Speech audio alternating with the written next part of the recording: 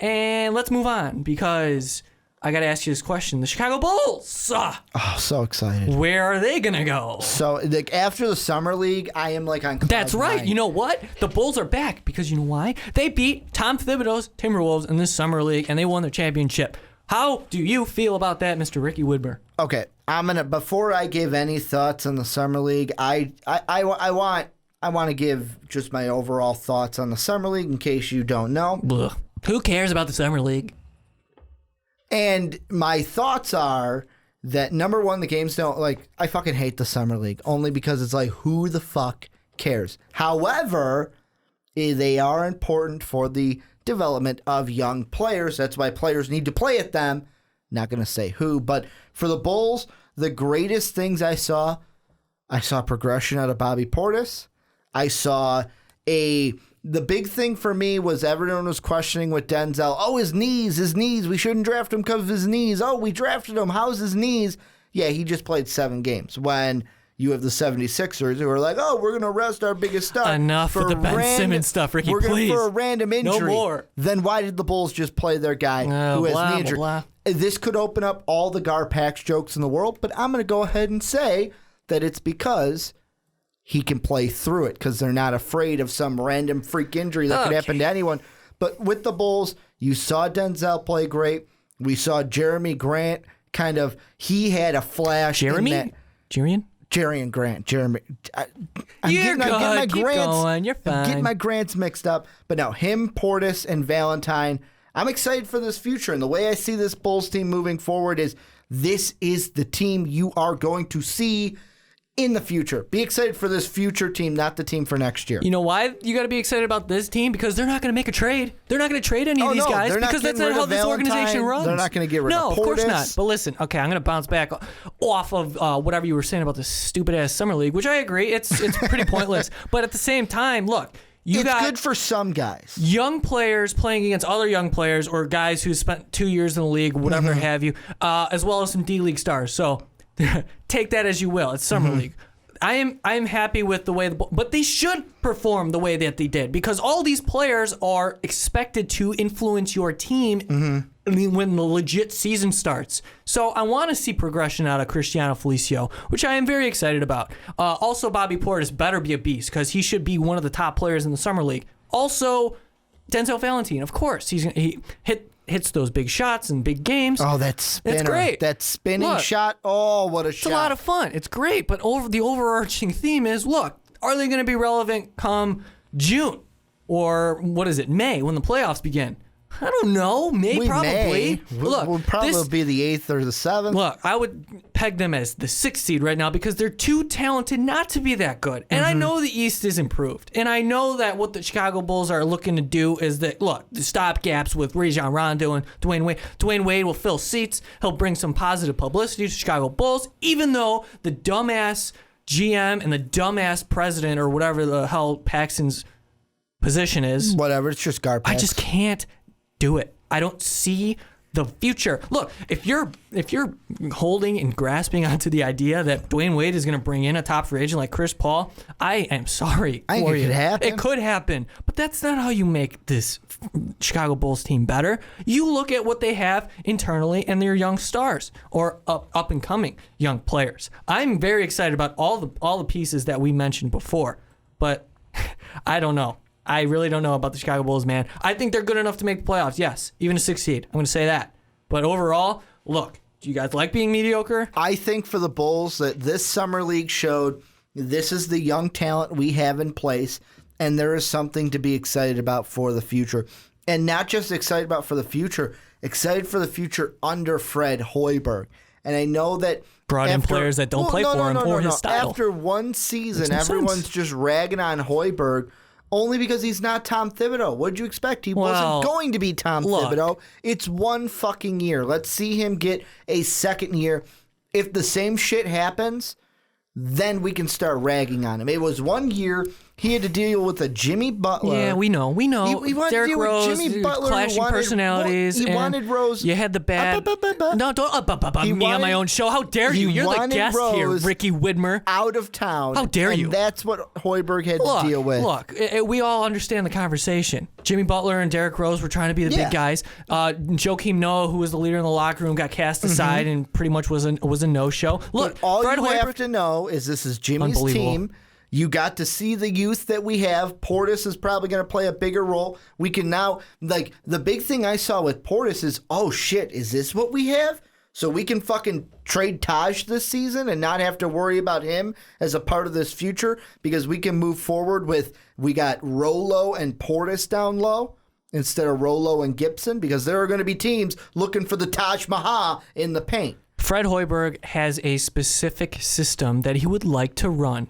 And his GM, his big boy buddy, didn't put him in a position where he could implement his system and succeed with that system. He got older and less athletic. He drafted Denzel Valentine, who I like to pick, but he's not athletic. I love Denzel, though. Sure. And they picked a winner. They picked a guy who wants to win. That's a solid pick. Who they could be a leader in that locker room. But look, you're talking about Hoiberg. I'm sure a lot of people are going to want him fired after this season, too.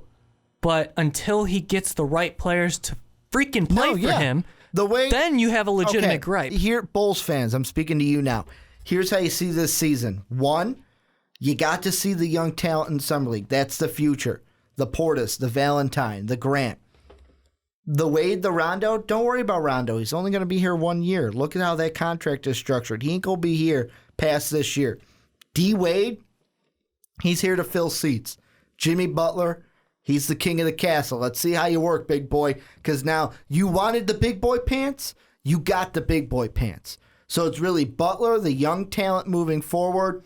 Wade's there to fill seats. Rondo, we just need a fucking point guard. They're not going and he's anywhere. not going to be. Oh, I'm not going to say we're winning the championship. That's but the thing, though. I look at this young talent, and I can say with confidence that I'm not as nervous for the future. Look, do they have any superstars among the young talent that they have? No.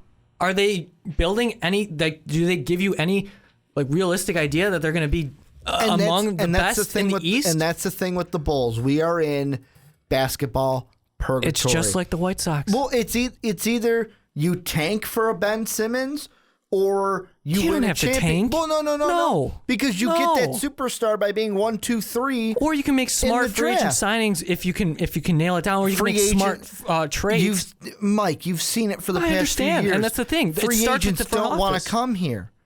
The only way D. Wade came here is because Pat Riley played him like a puppet. Sure. And then he used Denver for leverage to get more money. Yeah, he wasn't going anywhere. He wasn't going to Milwaukee. He was going to Denver. He wasn't going back to the Heat unless they paid him what he wanted. Yeah, he chose the Chicago Bulls because of his hometown story, but he's about 6 years late on that, and that's obvious. Well, look, No. He says that because here's another thing I want to notice, and I heard it mentioned on our local radio here in Chicago, and I had to add his Snapchat to see if it's true.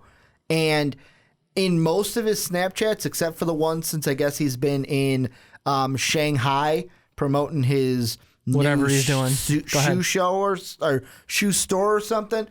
When he's got a Snapchat of him in the gym, him working out, there's a lot of Bulls stuff. And it feels forced. Like, hey, look, I'm wearing a Bulls shirt. Hey, look, I got the Bulls hat on. He's going to be formally introduced next week, I guess. So that'll be cool. It's one of these things where Wade was brought in to sell tickets. Rondo was brought in because we need it. Were you going to be excited with Grant as your starter or Dinwiddie as your starter? Grant's a backup right now that could develop into the starter.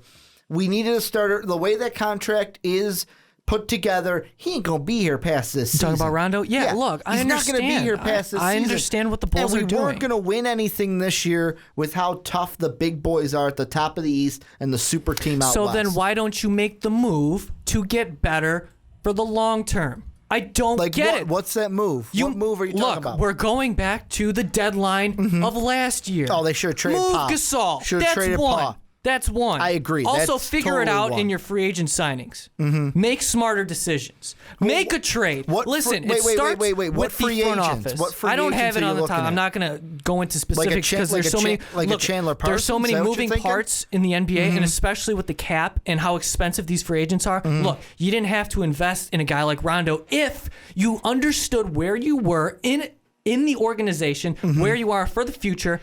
If you understood that you can move a Jimmy Butler to get a superstar in Chris Dunn. So number one, you're saying trade Pa. I agree with. Well, that was the thing back.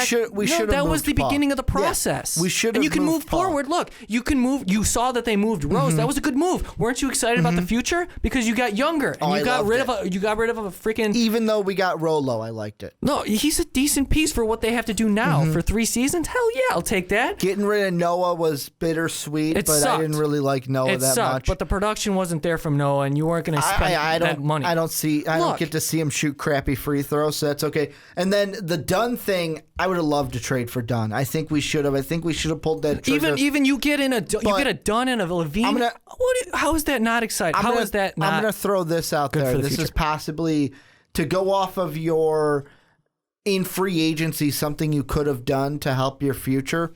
Instead of paying so much to Wade, instead of taking Rondo, and I know it's all about interest of free agents wanting to come here, I would have taken that pool of money and made a much serious offer to Mike Conley.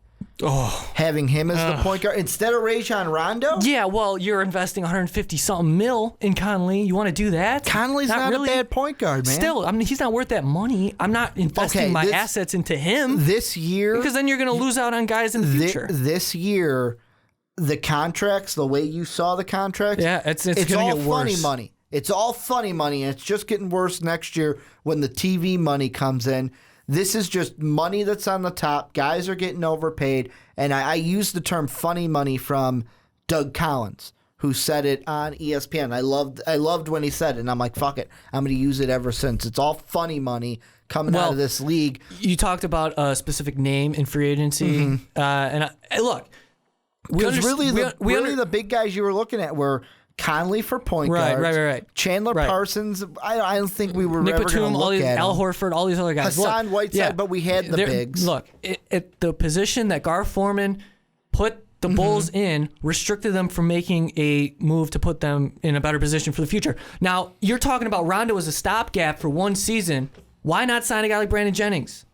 How much money did he make? $3.5 million? And he got dirt cheap contract. Like, what the hell is this? He signed with the Knicks, right?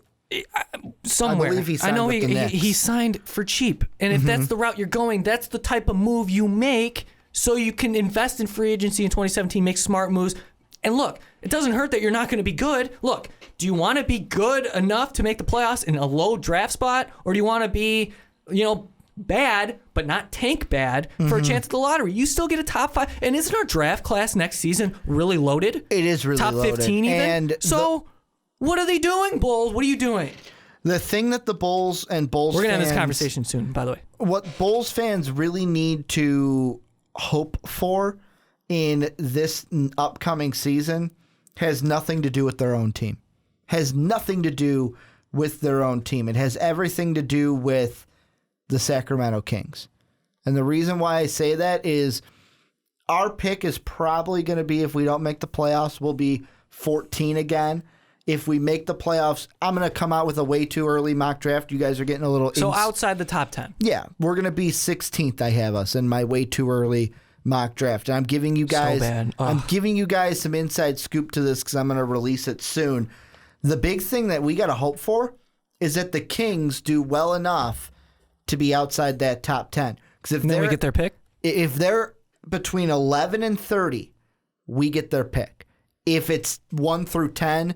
they keep it, and then Philly gets a chance the NBA to swap is it. Weird in that sense, but look, that's the thing too. You can make moves to get draft picks. Either way, we're getting. That's how you get better in the NBA. Either way, we're getting an extra draft pick. It's just we're either getting 11 through 30, or we're getting the Kings second round. Okay, so to end this conversation, Ricky, I know we got heated there. So anytime I love it.